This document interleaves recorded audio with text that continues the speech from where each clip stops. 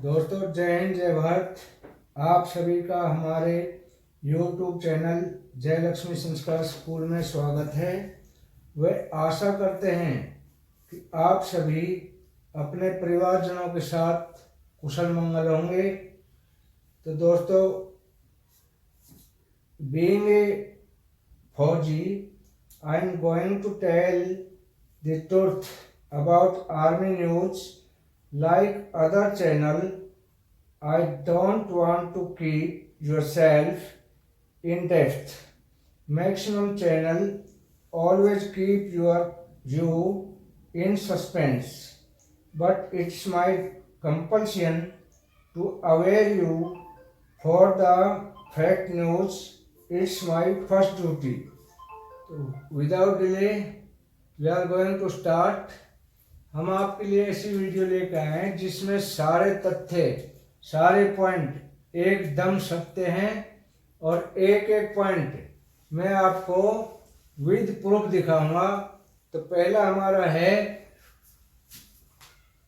सबसे पहला हमारा पॉइंट हम लेते हैं, बांदीपुरा इनकाउंटर दुनिया को हिला देगा। गवर्नर सिन्हा ने कश्मीर में क्या कहा? कश्मीर से आया 60 सेकंड का video I am going to आपको मैं दिखाने जा रहा हूँ। ये वीडियो ध्यान से देखें।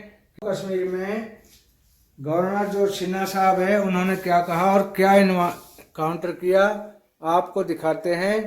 उन्हीं की आवाज में सुनवाते हैं। ऑपरेशन देखा होगा, लेकिन अब कश्मीर में एक ऐसा ऐलान हुआ है जिसने पूरे देश को हिलाकर रख दिया है। टैंकों के साथ अब कश्मीर में बुलडोजर पहुंचाए जाएंगे। इन बुलडोजरों को स्पेशल मिशन दिया गया है। टैंक तो आतंकियों को उड़ाएंगे, लेकिन ये बुलडोजर गद्दारों को मिट्टी में मिलाने जाएंगे। जम्मू कश्मीर के लेफ्टिनेंट गवर्नर मनोज सिन्हा ने एक ऐसा बयान दिया है जिसका इंतजार दशकों से हो रहा था।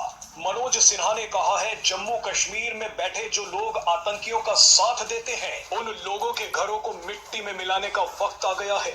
मनोज सिन्हा ने कहा है कि कश्मीर के लोगों को अब खुद आगे आकर बताना होगा कि वो कौन लोग हैं जो आतंकियों का साथ दे रहे हैं। ऐसे लोगों को चुन चुन कर पकड़ा जाएगा। अगर कोई आतंकियों को छिपने की जगह देता है तो उसके घर को जमींदोज कर दिया जाएगा। यानी कश्मीर में अगर किसी व्यक्ति ने आतंकवादियों को अपने घर में छिपने की जगह दी तो उस गद्दार के घर पर बुलडोजर चला दिया जाएगा। कश्मीर में अचानक बढ़े आतंकी हमलों के पीछे एक बड़ी वजह यह है कि स्थानीय लोग पाकिस्तान के आतंकियों को पनाह दे रहे हैं, लेकिन अब ऐसे लोगों पर बुलडोजर एक्शन होगा। मनोज सिन्हा ने कहा है कि बेगुनाह को कोई छेड़ेगा तो हम उसे छोड़ेंगे नहीं। आपको बता दें कि कश्मीर में अभी भी कई ऐसे लोग हैं जो आतंकवादियों की मदद करते हैं, उन्हें खाने पीने का सामान देते हैं, छुपने के लिए छत देते हैं। ये लोग आतंकियों से भी ज्यादा खतरनाक हैं, लेकिन अब इन गद्दारों के इलाज का समय आ गया है। आइए आपको मनोज सिन्हा का बयान सुनवाते हैं। विकास के लिए शांति सबसे अनिवार्य है। शांति नहीं होगी तो यकीन मानिए विकास नहीं हो सकता है। कुछ लोग हैं जो हमारी शांति को अभी भी खलल डालने की कोशिश कर रहे हैं। हमारा पड़ोसी कोशिश कर रहा है, उसकी चिंता नहीं, लेकिन उनके इशारे पर जो लोग यहाँ करना चाहते हैं, मुझे लगता है कि केवल प्रशासन या फोर्सेस का ये काम नहीं है, आवाम का भी काम है कि ऐसे लोगों को पहचाने। और अगर फोर्सेस, प्रशासन और आवाम एक साथ तय कर ले तो मुझे लगता है कि ये 1 साल से ज्यादा नहीं चलने वाला है। लेकिन अगर हमारे बीच लोग हैं जो ऐसे लोगों को शेल्टर देते हैं और फिर वो कहे कि साहब हमारे ऊपर अन्याय हो रहा है, तो भाई ये तो उचित बात नहीं। फोर्स का जहां तक सवाल है, मैं आपको आश्वस्त करना चाहता हूं, बार बार एक बात कहिए, किसी निर्दोष आदमी को कुछ भी करने की जरूरत नहीं है। और इसलिए पिछले 4 वर्षों से मैं कई बार दोहराता हूं कि बेगुनाह को छेड़ो मत और गुनाहगार को छोड़ो मत।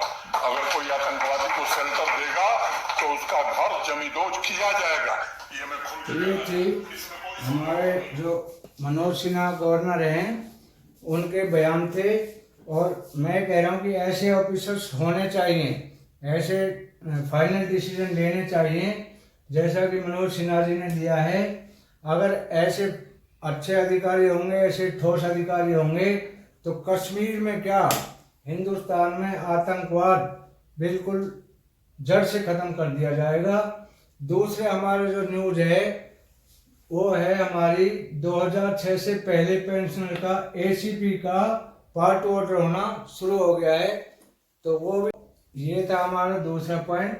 2006 से पहले पेंशनर का एसीपी का पार्ट 2 ऑर्डर होना शुरू हो गया है। रिकॉर्ड ऑफिस में इनका पार्ट 2 ऑर्डर होना शुरू हुआ है। और 2006 से पहले वाले जो भी पेंशनर है उनको एसीपी का लाभ दिया जाएगा और 2006 से बाद वालों को एमएसपी का लाभ मिलेगा। तो इसका पार्ट ऑर्डर होना शुरू हो गया है। यदि आप भी if you are retire from 2006 तो आप भी अपने रिकॉर्ड ऑफिस को अपनी प्रति भेज सकते हैं, अपना बायोडाटा भेज सकते हैं और अपना पार्ट ऑर्डर एसीपी के लिए करा सकते हैं। ये थी हमारी बहुत महत्वपूर्ण न्यूज। तीसरा हम पॉइंट पर आते हैं। तीसरा पॉइंट हमारा है कि मोदी सरकार ने कर्मचारियों के हित में लिया बड़ा फैसला। 8वें वेतन आयोग पर शिव गोपाल मिश्रा जो है उन्होंने बताया कि 8वें, अभी मैं मोदी जी का ही बयान सुनवाऊंगा कि उन्होंने क्या कहा मोदी जी ने, वो हम आपको सुनवाते हैं। जल्द हो सकती है 8वें वेतन आयोग की घोषणा। गोपाल मिश्रा की माने तो जल्द ही देश में 8वें वेतन आयोग की घोषणा हो सकती है। इसके तहत 1 करोड़ से ज्यादा कर्मचारियों को बड़ा फायदा मिलने की उम्मीद है। उन्होंने कहा कि देश की आर्थिक स्थिति लगातार सुधर रही है। ऐसे में विकास के साथ साथ कर्मचारियों के लिए भी बड़े कदम उठाने का वक्त आ गया है। इतनी होगी न्यूनतम सैलरी। बता दें कि देश में 8वें वेतन आयोग के लागू होते ही न्यूनतम सैलरी भी 18,000 रुपए से बढ़कर 34,560 रुपए हो जाएगी। यानी सरकारी कर्मचारियों के लिए ये इजाफा करीब 2 गुना तक हो जाएगा। इसी तरह पेंशन वालों के लिए भी अच्छी खबर सामने आ गई है। अब न्यूनतम 9,000 रुपए से बढ़कर पेंशन रकम 17,280 रुपए तक होने की संभावना है। कब खत्म होगा 7वां वेतन आयोग? केंद्रीय कर्मचारियों के लिए लागू किए गए 7वें वेतन आयोग के खत्म होने का भी वक्त नजदीक आ गया है। दरअसल इसका गठन 2014 की फरवरी माह में किया गया था। इसे सरकार ने 1 जनवरी 2016 में लागू कर दिया था। अब 2025 दिसंबर में इस आयोग की अवधि समाप्त हो रही है। ऐसे में माना जा रहा है कि इसी वर्ष या आने वाले वर्ष की शुरुआत में सरकार 8वें वेतन आयोग को हरी झंडी दिखा देगी। वेतन समेत भत्तों में होगा 20% का इजाफा। वेतन में बढ़ोतरी के साथ साथ 8वां वेतन आयोग लागू होने पर कर्मचारियों को 20% तक भत्तों में भी बढ़ोतरी का लाभ मिलेगा। ऐसे में न सिर्फ कर्मचारी बल्कि पेंशनर्स भी मोटा लाभ ले सकेंगे। सरकारी कर्मचारियों, गवर्नमेंट एम्प्लॉइज के वेतन में बदलाव के लिए वेतन आयोग का गठन पहला कदम होता है। वेतन आयोग गठित होने के बाद यह सभी पक्षों से चर्चा करता है और फिर अपनी सिफारिशें सरकार को सौंपता है। इन सिफारिशों का उद्देश्य कर्मचारियों के वेतन और भत्तों में सुधार करना होता है। हालांकि वेतन आयोग की सिफारिशों को लागू करना सरकारी खजाने पर बड़ा वित्तीय बोझ डालता है। उदाहरण के लिए 7वें वेतन आयोग 7th पे कमीशन की सिफारिशों को लागू करने पर 2017 में सरकार को 1.02 लाख करोड़ रुपए का वित्तीय बोझ सहना पड़ा था। इस वजह से सरकार को वेतन आयोग की सिफारिशों पर विचार करते समय बजट का ध्यान रखना पड़ता है ताकि इसका प्रभाव सरकारी वित्त पर न पड़े। साल 2016 में लागू हुआ था 7वां वेतन आयोग। सामान्यतः हर 10 साल में एक बार वेतन आयोग का गठन किया जाता है ताकि कर्मचारियों के वेतन और पेंशन में सुधार हो सके। पिछला 7वां वेतन आयोग 7th पे कमीशन फरवरी 2014 में बना था और इसकी सिफारिशें जनवरी 2016 से लागू हुई थी। हालांकि 8वें वेतन आयोग पर सरकार की तरफ से कोई आधिकारिक घोषणा अब तक नहीं हुई है। 7वें वेतन आयोग की घोषणा चुनाव पूर्व बजट का हिस्सा थी, इसलिए 8वें वेतन आयोग की घोषणा में देरी को लेकर तुलना सही नहीं है। पिछले संसद सत्र में भी इस मुद्दे पर सवाल उठे थे, लेकिन वित्त राज्य मंत्री पंकज चौधरी ने स्पष्ट किया था कि फिलहाल सरकार के पास 8वें वेतन आयोग के गठन का कोई प्रस्ताव विचाराधीन नहीं है। साथ ही पेंशनर्स के लिए बड़ी खुशखबरी, पेंशन में बम्पर बढ़ोतरी, अब मिलेगी 5,000 रुपए तक बढ़ी हुई पेंशन। पेंशनर्स के लिए एक बड़ी खुशखबरी आई है। सरकार ने पेंशन में बम्पर बढ़ोतरी का ऐलान किया है। इस फैसले से लाखों पेंशनर्स को फायदा होगा। अब उन्हें 5,000 रुपए तक बढ़ी हुई पेंशन मिलेगी। यह कदम पेंशनर्स की आर्थिक स्थिति को मजबूत करने के लिए उठाया गया है। इस नई योजना के तहत पेंशनर्स को उनकी मौजूदा पेंशन से 5,000 रुपए तक अधिक राशि मिलेगी। यह बढ़ोतरी उनकी मूल पेंशन पर लागू होगी। इससे पेंशनर्स को महंगाई से राहत मिलेगी और वे अपने खर्चों को बेहतर तरीके से पूरा कर पाएंगे। सरकार का मानना है कि इस कदम से पेंशनर्स की जीवन गुणवत्ता में सुधार होगा। पेंशन बढ़ोतरी के लिए पात्रता। इस योजना का लाभ लेने के लिए निम्नलिखित पात्रता मानदंड है। आवेदक केंद्रीय सरकारी पेंशनर होना चाहिए। पेंशनर की उम्र 60 वर्ष या उससे अधिक होनी चाहिए। पेंशनर का आधार कार्ड होना अनिवार्य है। पेंशनर का बैंक खाता होना चाहिए। बढ़ी हुई पेंशन का लाभ कैसे लें? तो ये थी दोस्तों हमारी आज की जो तीसरा पॉइंट था कि मोदी सरकार ने कर्मचारियों के हित में लिया बड़ा फैसला। 8वें वेतन आयोग पर कमेंट किया।